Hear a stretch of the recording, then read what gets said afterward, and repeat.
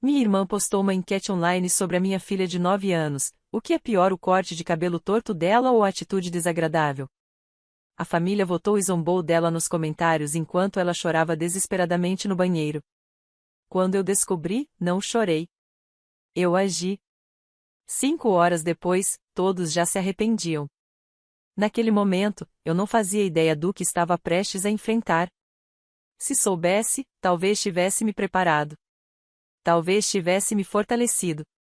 Mas não. Eu simplesmente cheguei em casa no sábado à noite esperando o barulho de sempre, o cheiro da janta, a TV ligada. Em vez disso, encontrei silêncio.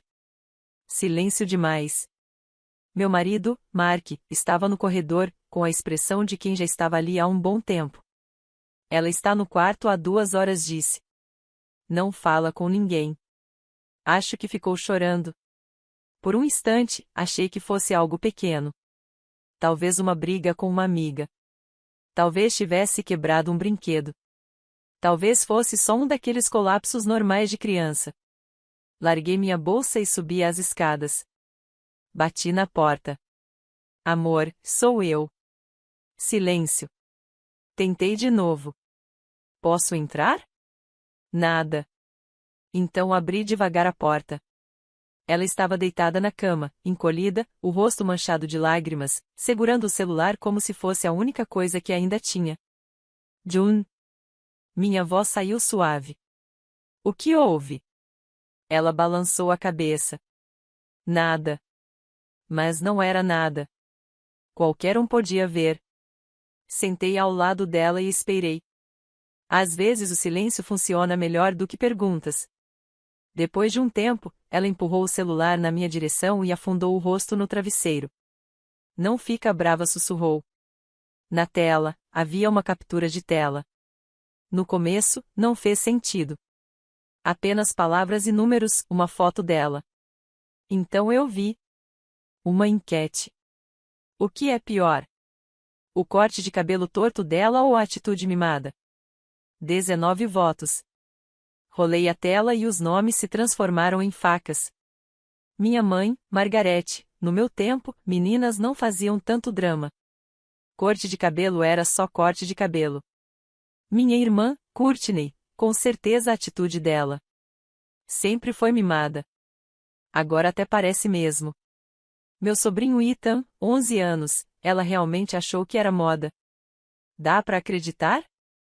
Minha sobrinha Bella, 9 anos, da idade da June, sua rival em tudo, ontem ela estava sorrindo como modelo. Que vergonha! E depois vieram mais comentários curtos, cortantes, risadinhas, gargalhadas escritas como punhais. Pisquei olhando para a tela. Por um momento, pensei que talvez tivesse entendido errado. Que fosse algum tipo de piada de mau gosto que eu não tinha pegado. Mas não. Estava tudo ali, em palavras claras. Minha própria família zombando da minha filha, votando na humilhação dela como se fosse um jogo. Ao meu lado, a voz da June saiu trêmula. Ela não me olhou quando falou. O rosto afundado no travesseiro, as palavras abafadas, ásperas, como se cada uma doesse para sair. Eles disseram que eu estava bonita. Sussurrou. Disseram que era moda. Eles sorriram para mim, mamãe. Ela respirou fundo, a voz quebrando. Eles bateram palmas. Por que eles falariam isso se achavam feio? Eu senti como um soco que não consegui bloquear. A traição, a confusão, a forma como a confiança dela tinha sido transformada em arma.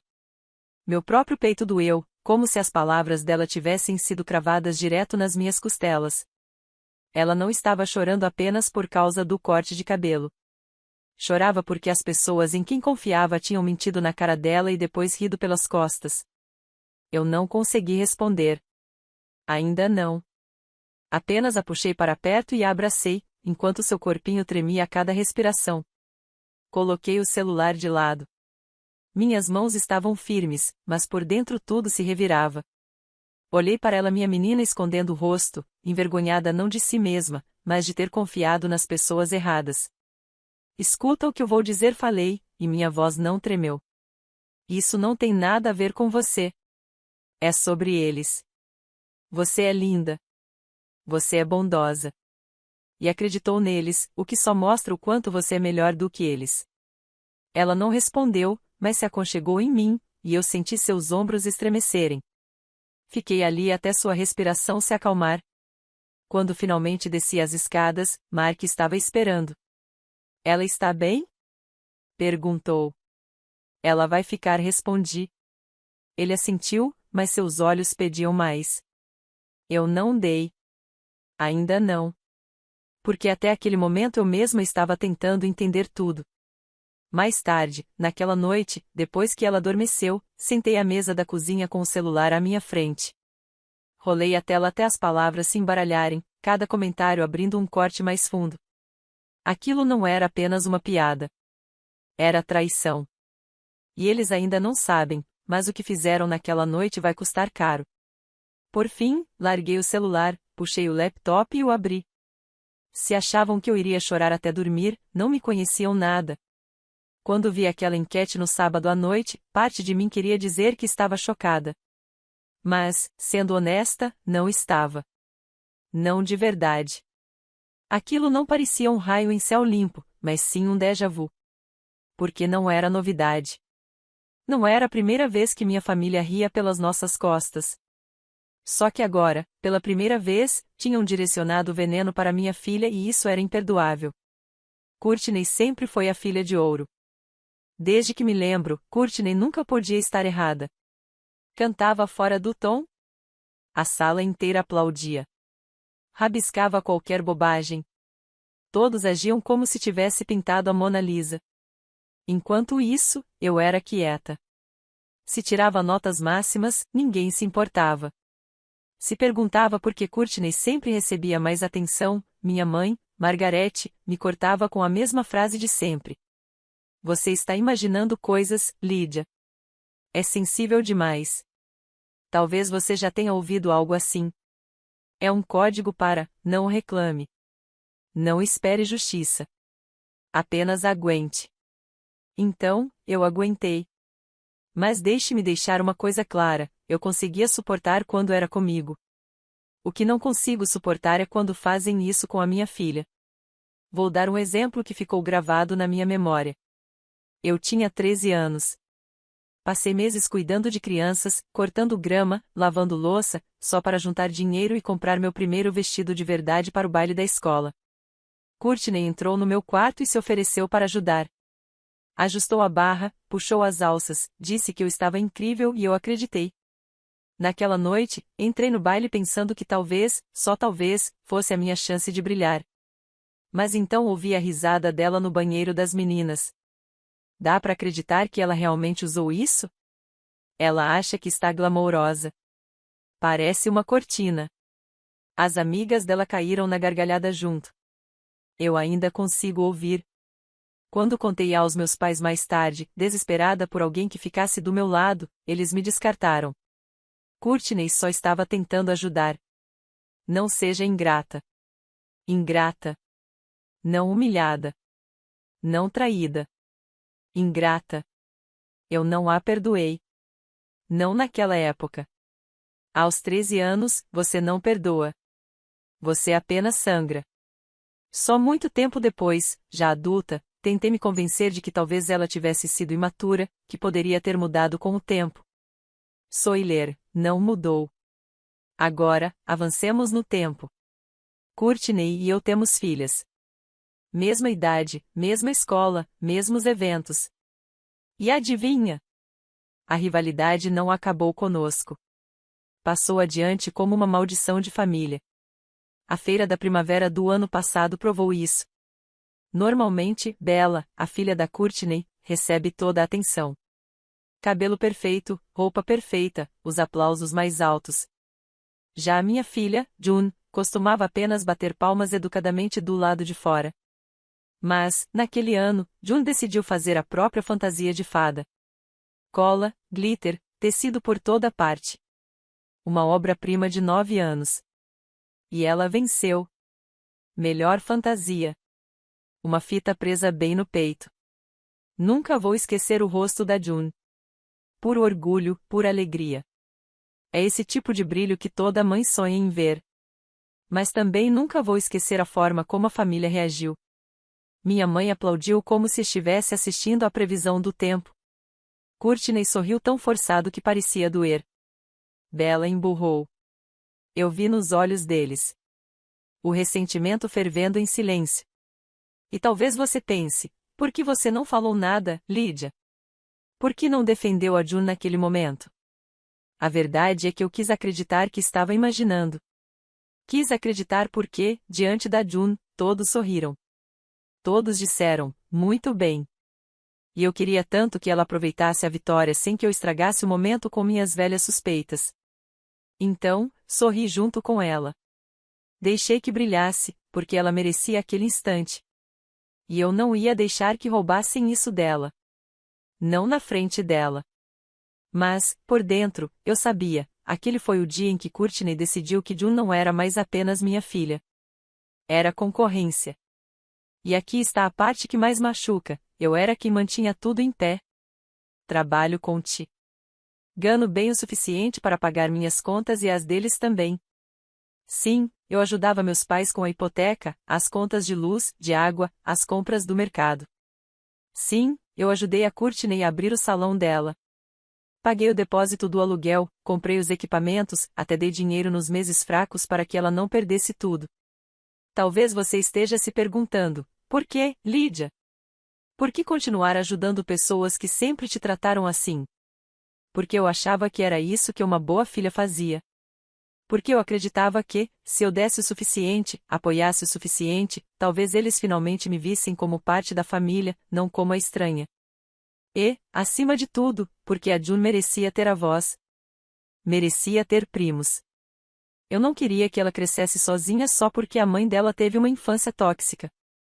Então, eu engolia em seco. Dizia a mim mesma que estava comprando paz. Mas a verdade é que eu só estava alimentando o ressentimento deles. Eles me odiavam por eu ter mais. Me odiavam por eu conseguir oferecer o que eles não podiam. E odiavam ainda mais a June por brilhar quando a Bella não conseguia. Na sexta-feira à tarde, Courtney ligou. Traz a June aqui. Vou arrumar o cabelo dela para o evento da escola na segunda. Vou arrumar as duas meninas. Vão ficar incríveis. E aqui é o ponto em que eu sei que muitos de vocês vão balançar a cabeça. Por que você disse sim, Lydia? Por que confiou nela? Porque a June estava implorando. Porque ela queria acreditar de todo o coração que a tia a deixaria bonita. Porque a Courtney era cabeleireira profissional. Era o trabalho dela.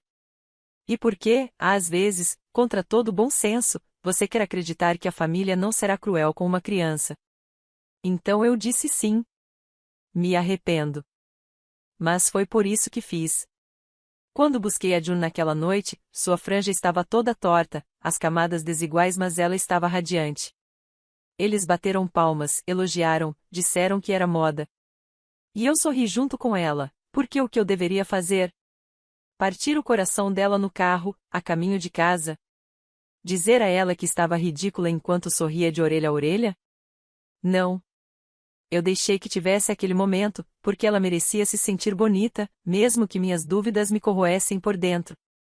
Talvez isso me torne fraca, mas eu prefiro ser fraca por uma noite do que esmagar minha filha naquele instante. Mas no sábado à noite, quando vi aquela enquete, tudo ficou claro. O corte não era moda. Os elogios não eram sinceros. A enquete não era uma brincadeira. Foi algo deliberado, calculado.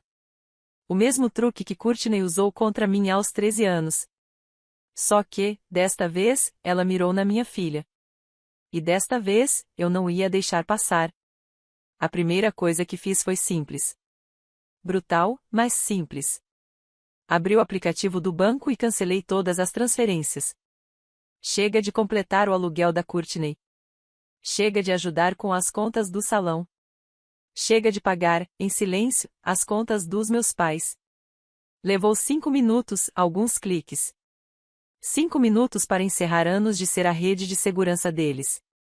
E antes que você me julgue, talvez esteja pensando, Lydia, isso é duro. Eles ainda são sua família. Deixe-me parar você aí.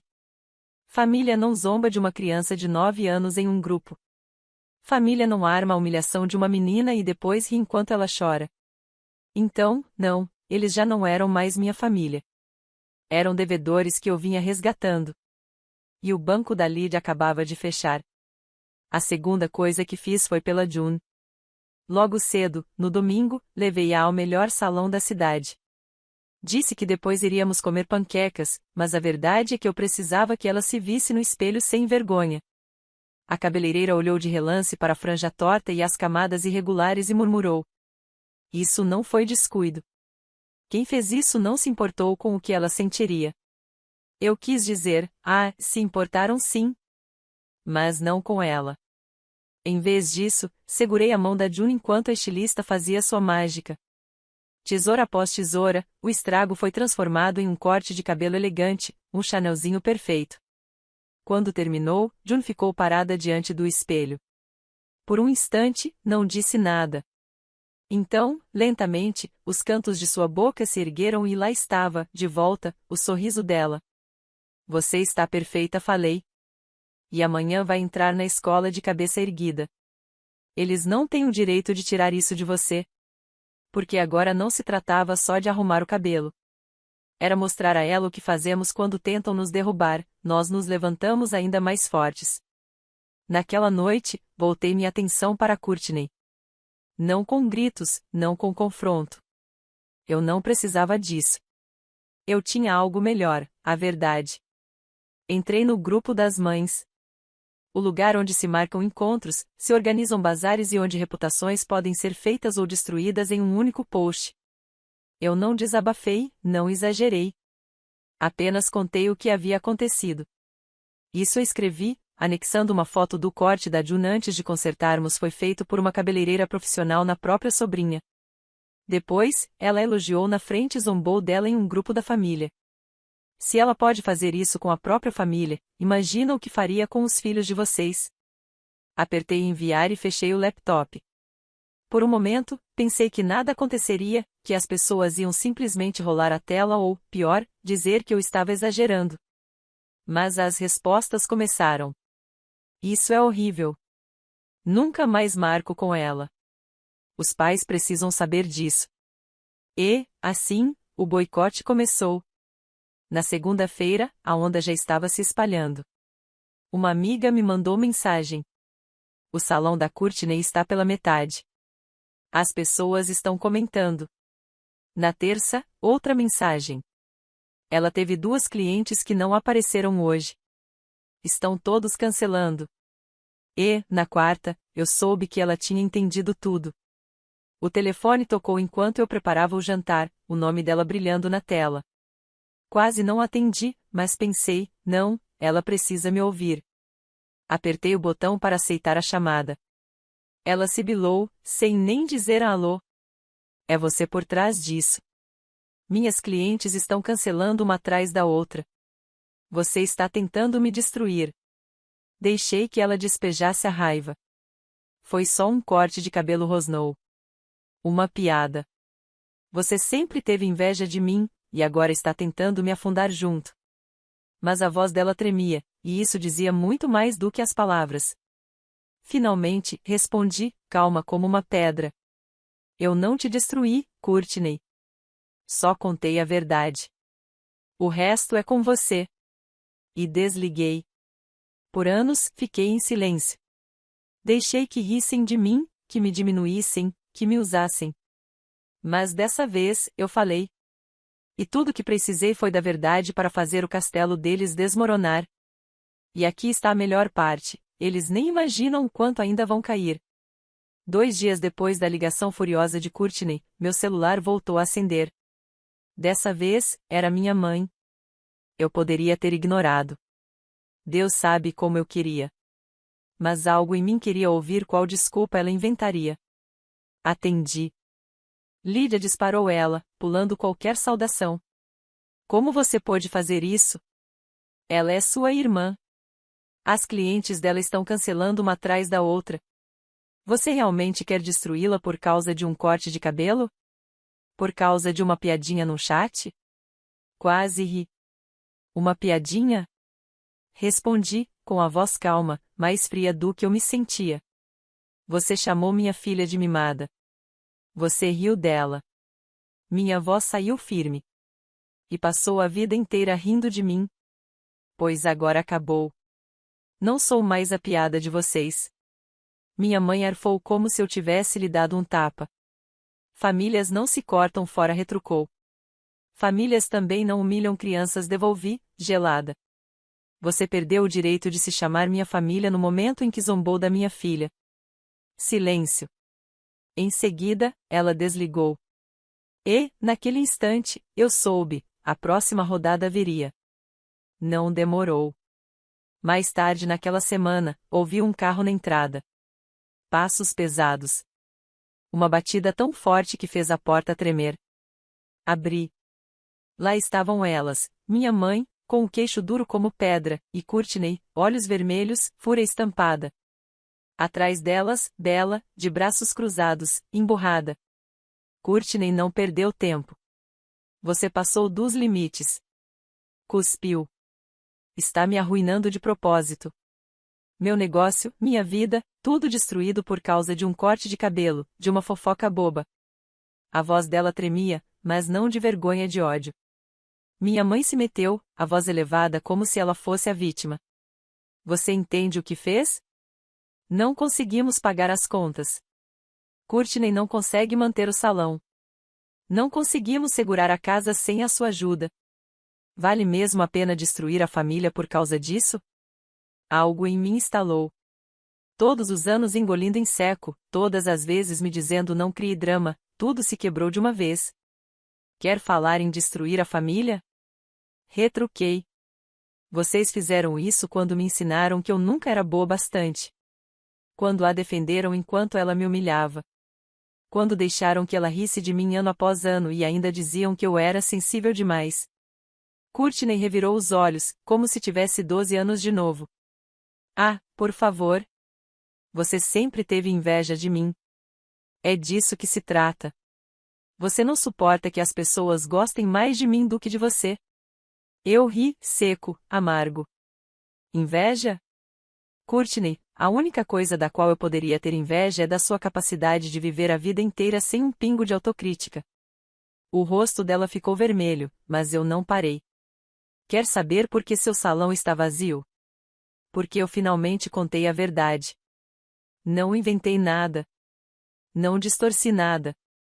Apenas mostrei às pessoas exatamente o que você fez.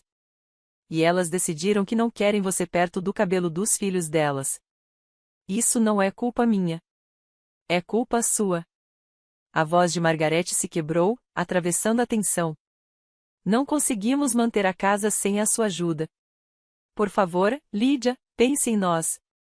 Aquela palavra de novo. Ajuda. Sempre ajudar. Sempre dar.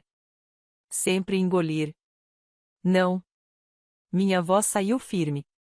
Vocês fizeram suas escolhas. Vivam com elas. Não vou mais bancar vocês.